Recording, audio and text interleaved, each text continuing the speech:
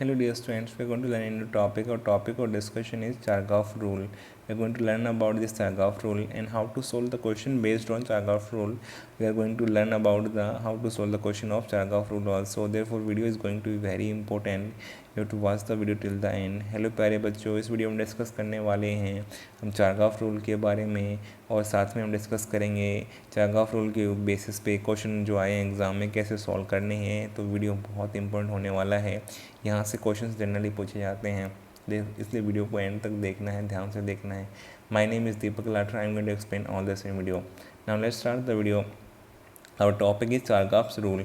ये double helix structure के under ही आता है बेटा, उसी का ही पार्ट है, उसी में हम इसको पढ़ते हैं चारगाफ रूल को।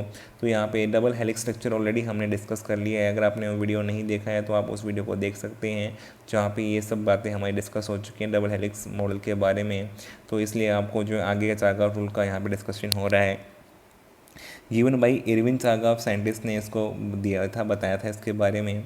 ये एप्लीकेबल होता है फॉर डबल स्टैंडर्ड डीएनए। केवल किसके लिए एप्लीकेबल होता है? डबल स्टैंडर्ड डीएनए के लिए। सिंगल स्टैंडर्ड डीएनए के लिए ये अप्लाई नहीं होता है। तो यहाँ पे जन न्यूमेरिकल क्वेश्चन अगर आता है तो डबल स्टैंड के लिए ही होता है।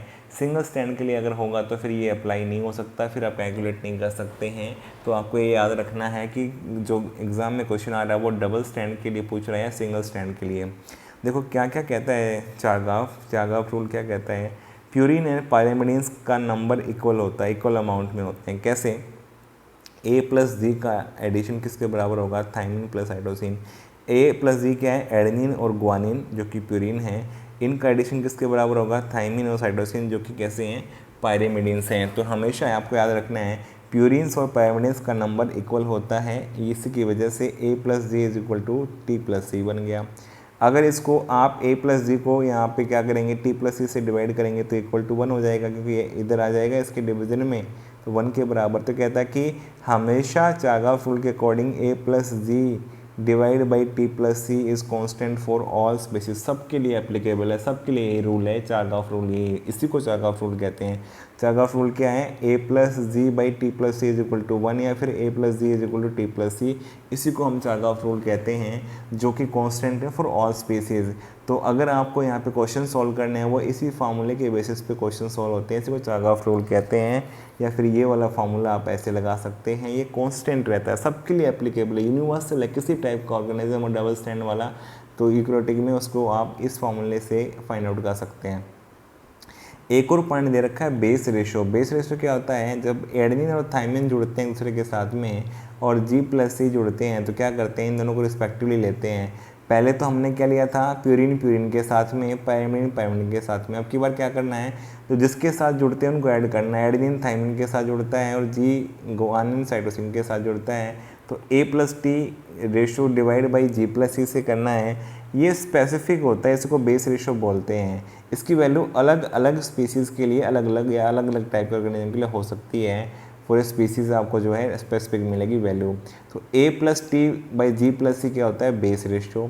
जबकि a plus G by T plus C equal to 1 क्या होता है? आपका चारगाफ रूल के बराबर होता है, चारगाफ रेशो होता है। तो बेस रेशो अलग चीज़ है, आपको ये चीज़ याद रखना है। बेस रेशो में क्या करते हैं? जो साथ में जुड़े होते हैं उन्हीं को a प्लस टी और जी प्लस सी। तो a plus T by G plus C जो है इसका बेस रेशियो होगा। इसकी वैल्यू अलग अलग हो सकती है। It is use to identify the species को आइडेंटिफाई करने में रोल प्ले करता है। कैसे? देखो अगर आपको a और t की वैल्यू और जी और सी की वैल्यू दे दें तो आप निकाल सकते हैं बेस रेशियो। जैसे इक्वलाई का निकाला गया तो वैल्यू आई लेस देन 1, तो प्रोकैरियोट्स की वैल्यू मोस्टली क्या आती है? लेस देन 1 आती है बेस रेशियो की। मोर देन 1 किसकी आती है? यूकैरियोट्स की। तो इसीलिए आइडेंटिफाई करने में रोल प्ले करता है। कैसे आइडेंटिफाई? लेस देन 1 हुई वैल्यू बेस रेशियो तो क्या होगा? प्रोकैरियोट। मोर देन 1 हुई तो क्या होगा? यूकैरियोट्स। जैसे कि इक्वलाई में आई थी 0.92 लेस देन 1 है, ह्यूमन्स में आई थी 1.52। क्यों है? क्योंकि इनकी बेस रेशियो क्या यूकैरियोट्स का 1 से ज़्यादा होता है। देखो कम ज़्यादा होने का मतलब एक इंटरप्रिटेशन ये भी तो कर सकते हैं हम कि जहाँ पे a प्लस टी ज़्यादा है तो वहाँ वैल्यू 1 से ज़्यादा आएगी, जैसे कि यूकैरियोट्स में।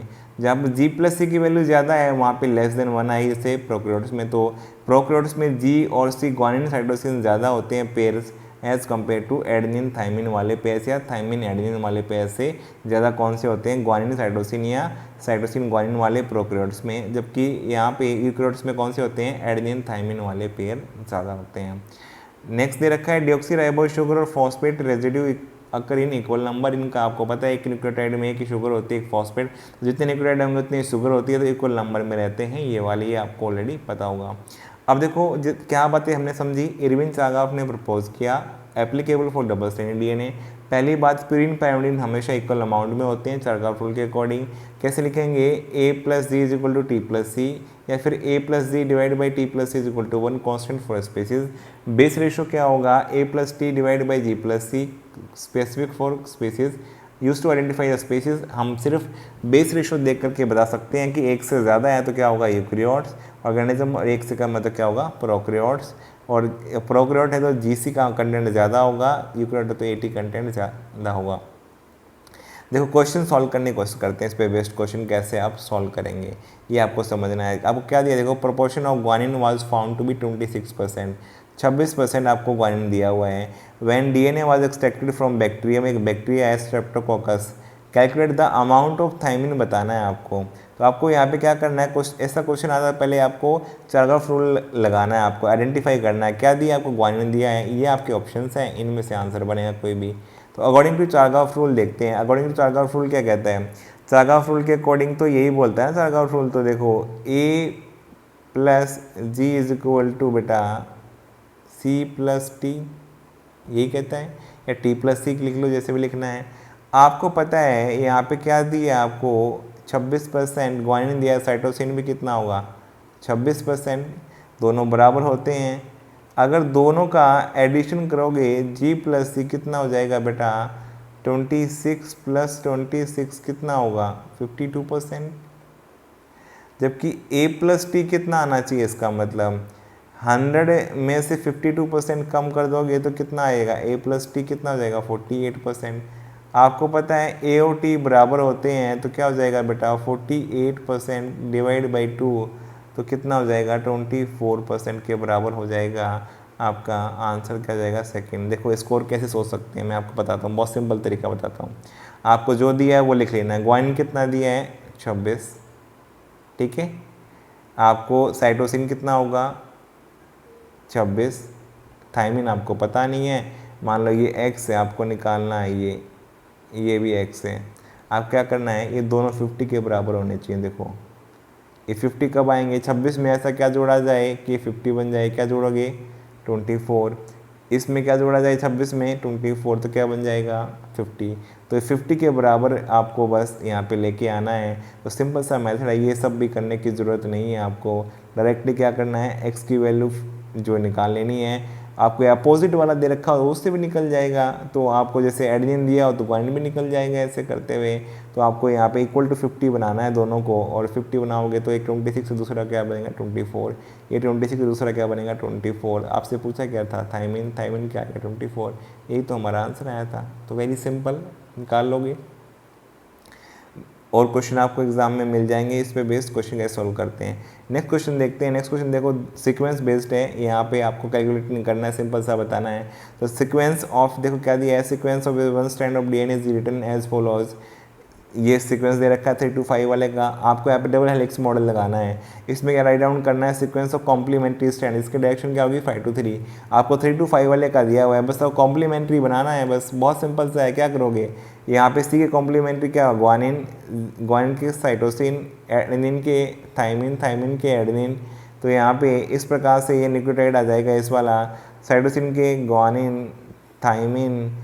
तो इस प्रकार से यहाँ साइटोसिन, थायमिन, डीएनए का ही सीक्वेंस है, तो cytosine, cytosine, guanine, adenine, guanine, guanine, cytosine. तो इस प्रकार से आपका आंसर बन जाएगा, ये वाला आपका सीक्वेंस आंसर बनेगा राइट। बस आपको कॉम्प्लीमेंट्री रूल लगाना है कि आपको पता है दोनों स्ट्रैंड कॉम्प्लीमेंट्री होते हैं, बेस पेयरिंग हमेशा कॉम्प्लीमेंट्री रहती है डबल हेलिक्स में, इस वजह से आपका सीक्वेंस निकल जाएगा। और इंपॉर्टेंट बातें मैं आपको यहाँ पे बता देता हूँ, एक दो बात और हैं। देखो रीनेचुरेशन, डीनेचुरेशन, ये आपको जब पीसीआर पढ़ोगे उसमें काम में आएगा। अगर आप टेम्परेचर बढ़ा देते हो या पीएच चेंज कर देते हो तो दोनों स्ट्रैंड अलग अलग हो जाएंगे, डीएनए के हाइड्रोजन बॉन्ड टूट जाएंगे, और हाइड्रोजन बॉन्ड टूटेंगे तो उसके लिए रिस्पॉन्सिबल अगर टेम्परेचर होगा या चेंज इन पीएच होगा उसे हम क्या बोलेंगे डीनेचुरेशन, क्या बोलेंगे डीनेचुरेशन। लेकिन वापस से अगर ऑप्टिमम कंडीशन मिल जाएंगी टेम्परेचर पीएच की, जुड़ भी सकते हैं, इसे हम क्या बोलेंगे रीनेचुरेशन। तो rejoining of strands of DNA at optimum temperature and pH called as renaturation. यहाँ पे एक पॉइंट और दिया है, हाइपरक्रोमेटिक इफेक्ट क्या होता है। देखो अगर आप डीएनए के स्ट्रैंड को एक्सपोज करोगे लाइट से तो ये लाइट को एब्जॉर्ब कर लेंगे, मॉलिक्यूल होते हैं और मॉलिक्यूल एब्जॉर्ब कर सकते हैं लाइट को। तो absorption of more light of wavelength कितनी, 2600 एंगस्ट्रॉन वाली by separated strand of DNA. क्यों? क्योंकि दो स्ट्रैंड एक साथ जुड़े होंगे तो सरफेस एरिया कम एक्सपोज होगा, लेकिन दोनों स्ट्रैंड अलग अलग हो जाएं तो क्या हो जाएगा, सरफेस एरिया इधर से भी एक्सपोज है इधर से भी एक्सपोज है, दोनों का सरफेस एरिया ज़्यादा हो जाएगा, ठीक है, डबल हो जाएगा लगभग। तो क्या होगा, मोर एब्जॉर्प्शन ऑफ लाइट, कितनी वेवलेंथ की, 2600 angstrom, 2600 angstrom by separated strands, इसलिए इसको क्या बोलते हैं, हाइपरक्रोमेटिक इफेक्ट। इसे क्या बोलते हैं, हाइपरक्रोमेटिक इफेक्ट बोला जाता है इसको। तो ये सारी बातें आपको जो है डीनेचुरेशन रीनेचुरेशन काम आएगा जब पीसीआर पढ़ोगे।